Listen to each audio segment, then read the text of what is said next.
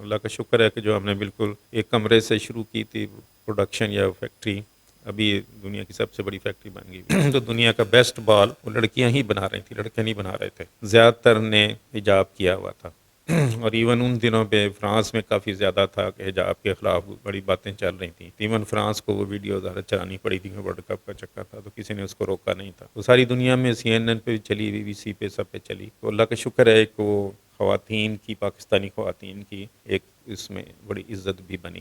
ناظرین، فٹ بال کا جب نام آتا ہے پوری دنیا میں، فٹ بال گیم جو سب سے دیکھی جانے والی گیم ہے، تو پاکستان کا نام آتا ہے، اس میں سیالکوٹ کا نام آتا ہے۔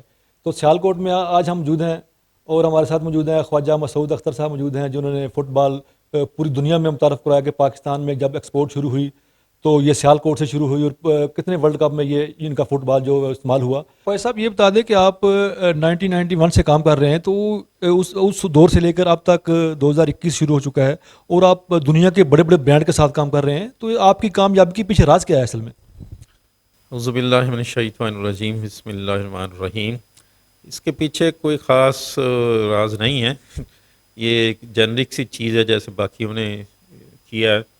اگر ہم لوگوں کو جو ایکسپورٹ کے اندر ہے اس کے چیلنج ذرا ڈفرینٹ ٹائپ کے ہوتے ہیں، جو لوکل بزنس کر رہے ہیں ان کے ڈفرینٹ ہوتے ہیں، کیونکہ ہمیں ایک جسے کہتے ہیں نا آج کل دنیا ایک گلوبل ولیج ہے، اس میں جا کے ہمیں جہاں پر بھی ہماری پروڈکٹ بن رہی ہوتی ہے اس کو ہمیں کمپیٹ کرنا ہے۔ کمپیٹ کا مطلب ہے کہ کوالٹی میں کمپیٹ کرنا ہے، ڈیلیوری میں کمپیٹ کرنا ہے، ڈفرینٹ انوویشنز کے ساتھ نئی نئی پروڈکٹ لا کے کمپیٹ کرنا ہے، اور اس کو کنسسٹنٹ رکھنا ہے ہر چیز کو۔ یہ نہیں کہ ایک دفعہ آپ نے کر لیا تو then you can not do. تو جیسے آپ یہ والے کام کرنا شروع ہو جائیں گے تو آہستہ آہستہ آپ کا نام آنا شروع ہو جائے گا، پھر آپ کے ساتھ برانڈز بھی آ جائیں گے، دوسری کمپنیز بھی آ جائیں گی۔ اور ایون اس میں سب سے امپورٹنٹ چیز ایک اور ہے جیسے ہم CSR کہتے ہیں، کمپلائنسز ایشوز ہیں، تو کمپلائنسز کو اور CSR کو آپ نے ساتھ ساتھ لے کے چلنا ہے۔ اور جس سے کمپلائنسز کا مطلب یہ نہیں کہ آپ نے جسٹ تھیوریٹیکل کر لیا، اس کو باقاعدہ پریکٹیکل اس کو آپ نے ہر جگہ پہ نافذ بھی کرنا ہے اور اس کو چلانا بھی ہے۔ اور اسی طرح CSR کی ایکٹیویٹیز ہیں اس کو بھی ساتھ ساتھ لے کر چلنا ہے، اور اس میں پھر آپ کے آڈٹس ہوتے ہیں، اور آڈٹس کے اندر ظاہر انٹرنیشنل آڈٹس ہوتے ہیں، اس میں آپ کو پرفارم کرنا ہوتا ہے۔ تو ہر لیول کے اوپر آپ کو دنیا کو کمپیٹ کرنا ہے، اور اس کو جسے کہتے ہیں نا لیٹر اینڈ اسپرٹ، اس کے اندر جب تک اپنے پورے جذبے کے ساتھ نہیں چلیں گے نہیں ہوگا۔ دوسری چیز جو میں نے ابھی پہلے کہی، جو ریسرچ ہے، ریسرچ کس کو سیریسلی لینے کا مطلب یہ ہے کہ آپ ریسرچ کا علیحدہ سے شعبہ بنائیں، اس میں ریسرچرز رکھیں، اس کے ساتھ لیبارٹری ہے اس کو ڈیولپ کرتے کرتے تو your laboratory should be the best in the world ہونی چاہیے، اور اس کے اندر پھر آپ کو نئی چیزیں کرنے میں آسانی آتی جائے گی۔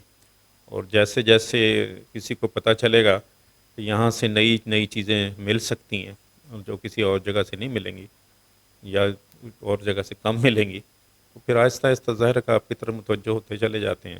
اللہ کا شکر ہے کہ جو ہم نے بالکل ایک کمرے سے شروع کی تھی پروڈکشن یا فیکٹری، ابھی دنیا کی سب سے بڑی فیکٹری بن گئی ہوئی ہے۔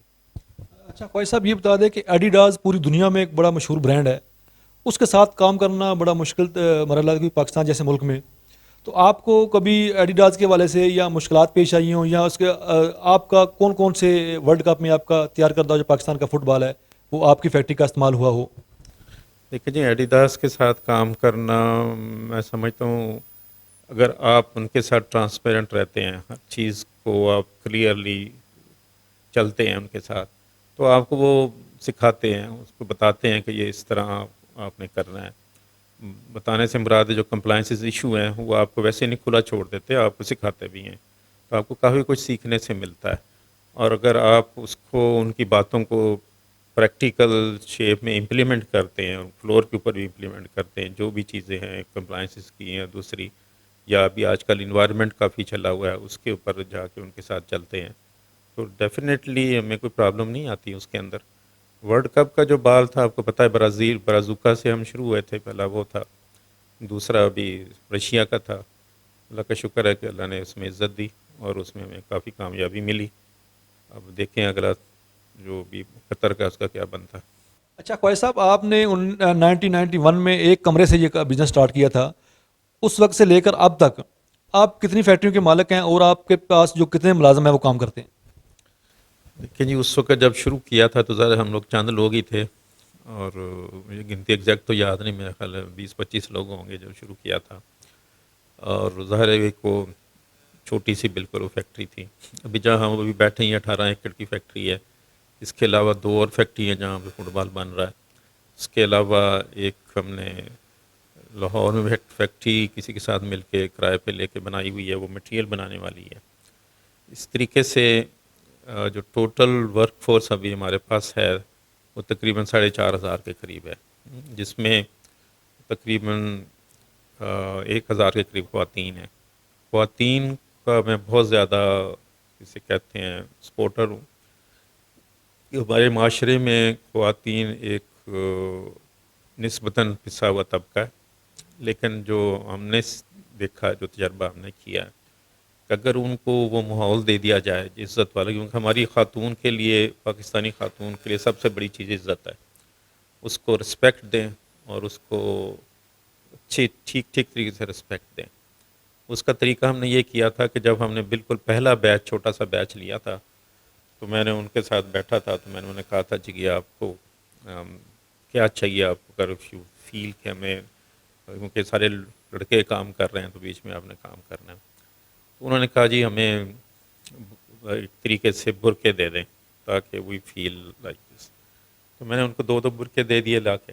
دوسرا ہم نے فیکٹری کے لڑکوں کو کہہ دیا کہ اگر کسی لڑکے نے کسی طرح کی شکایت کی تو لڑکا اسی وقت فائر کر دیا جائے گا.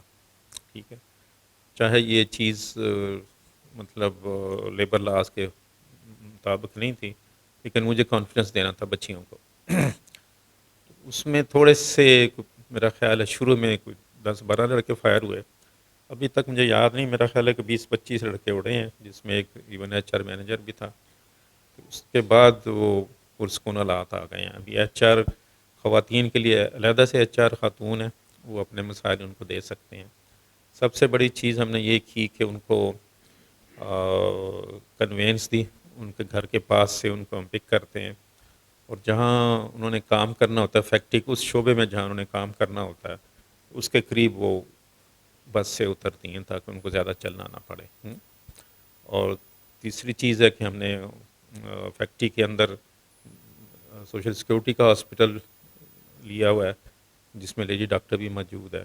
تو وہ اگر ان کو کوئی پرابلم آتی ہے تو وہ ظاہر ہے کہ وہ اور ان کی فیملی مینس ان کے بچے، ان کے خاوند، ان کے والدین سارے کے سارے سیکیورڈ ہے، وہ ادھر آ کے اپنا علاج کروا سکتے ہیں.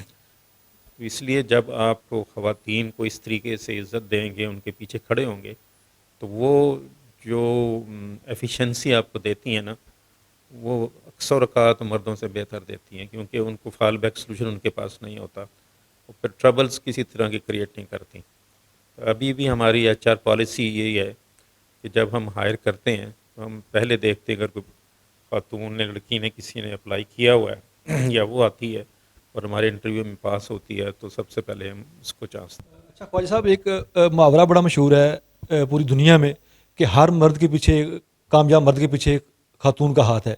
کہیں آپ کی فیکٹری میں یہ تو نہیں فارمولہ اپنایا کہ آپ کی فیکٹری میں کامیابی کا راز بھی خواتین ہے، جو اس طرح آپ عزت دیتی ہیں ان کو، آپ کام دیتے ہیں ان سے؟ مطلب یہ بھی ایک ہو سکتا ہے، میں نے اس پہ ریسرچ نہیں کی ہے، سوچا نہیں ہے، لیکن یہ چونکہ میری اپنی بچیاں ہیں تو وہ ان کو میں دل سے عزت دیتا ہوں. ٹھیک ہے نا. اسی طرح ہم نے ماحول جو بنایا ہوا ہے، اپنے جو بندے رکھے ہوئے ہیں، ان کو یہ نہیں کہ ہم نے جیسے ایک لا بنا دیا تو اس کے مطابق آپ نے، دس از ناٹ اونلی دا لا. ان کو اور بھی کوئی پرابلم آتی ہے تو we have to stand behind them. تو وہ دے فیل لائک اپنے گھر کی طرح وہ فیل کرتی ہیں.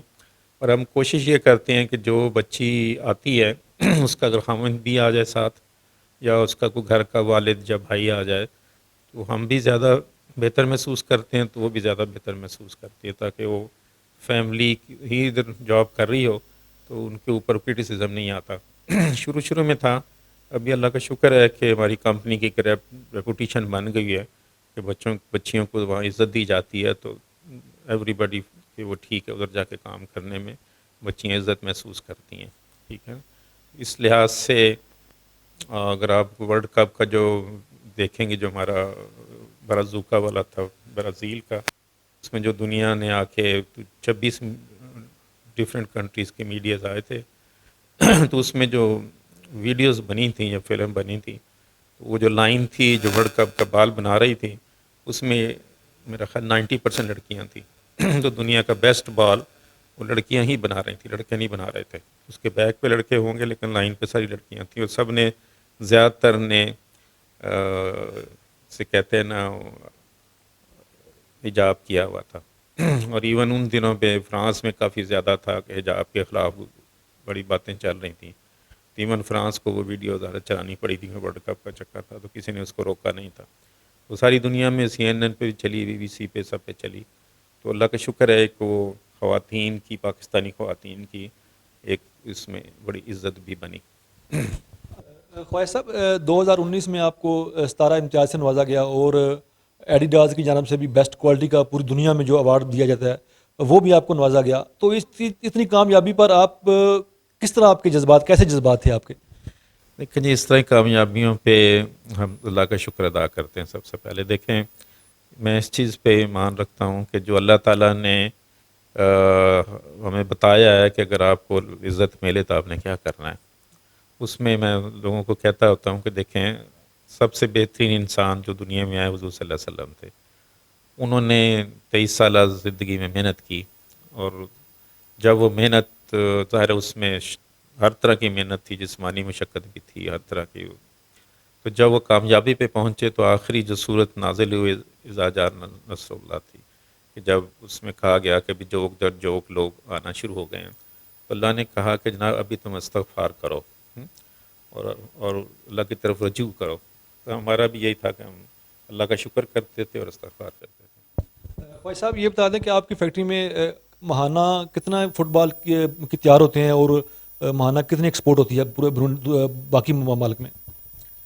اس وقت کرونا کے جو حالات ہیں، اس وقت اللہ کا شکر ہے، ہم تقریباً ایوریج جو ہے کوئی 5.5 لاکھ بال بنا رہے مہینے کا، اور کتنی دنیا میں جا رہی ہے مجھے ایگزیکٹ تو نہیں پتہ، میرا خیال ہے کوئی جو کہ ہم ایڈیڈاس کے بھی ہاف پہ مال بیچتے ہیں، جو ایگزیکٹ نہیں پتہ، میرا خیال 25-30 ملکوں میں تو جا ہی رہی ہونی ہے۔ ناظرین، یہ تھے خواجہ مسعود اختر صاحب، جو کہ سیالکوٹ میں بیٹھ کر جنہوں نے پاکستان کا نام پوری دنیا میں روشن کیا، اور اس وقت ایک کمرہ سے سٹارٹ کرنے والی فیکٹری جو اب پوری دنیا کی نمبر 1 فیکٹری بن چکی ہے، اور انہوں نے بتایا کہ ان کی کامیابی کی اصل راز کیا ہے۔